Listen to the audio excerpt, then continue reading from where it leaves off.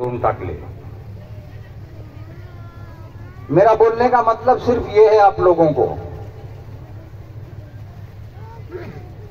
की कुणी जर सांगत असेल की आमच्या भारतात जे तर जातीवाद आहे, आता येताना आम्ही जे तर टाकळी मानूरला जे तर गाडीच्या इथं चहा घेतला, त्यांनी फोनवर सांगितलं की बाबा चहा घेतल्याशिवाय तुम्हाला मी पुढे जाऊ देणार नाही।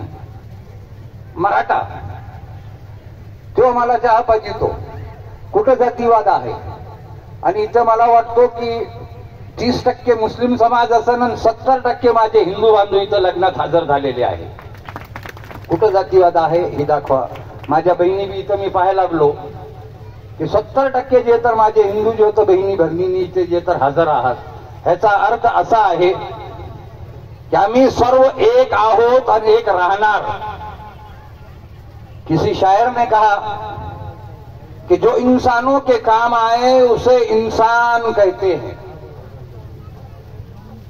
कवि काय सांगतो कि जो इंसानों के काम आए उसे इंसान कहते हैं, और जो जालिम से टकराए,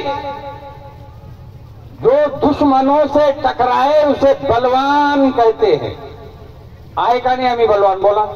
आम्ही सर्व हिंदू बांधव बलवान आहेत। आम्ही दाखवून दिलं की तुम्ही आमच्या समोर टिकू शकणार नाही, कारण इथं इंग्रजांच्या विरोधात आम्ही लढलेले लोक आहात। तेव्हा तर आमच्या हातात फक्त तलवारी होतात, तीर होते, पण आज आमच्याजवळ मिसाईल आहे, आमच्याजवळ तोफ आहे, आमच्याजवळ बंदुकी आहे, अनेक प्रकारचे जे तर आमच्याजवळ हथियार मौजूद आहे। तर आम्हाला कोणी जे तर टक्कर देऊ शकत नाही हे सिद्ध करून दाखवलं।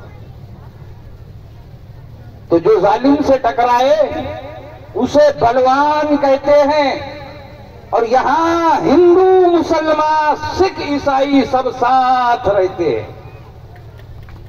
आहे ना? बरोबर। हिंदू भी आहे, मुसलमान भी आहे, सिख भी आहे, ईसाई भी आहे। ईसाई म्हणले तर ख्रिश्चन, सर्व जाति धर्माचे लोग सब साथ रहते हैं। ये हम सबका देश है, इसे हम हिंदुस्तान कहते हैं। तो हमारे जो जवान शहीद हुए उनको हम जो तो श्रद्धांजलि देते हैं और उनके घर वालों को सब्र की दुआएं करते हैं कि अल्लाह उन्हें सब्र अता फरमाए। अब मेरी गुजारिश है कि खुतबे निकाह की कार्रवाई शुरू कर रहा हूं। तमाम प्यारे इस्लामी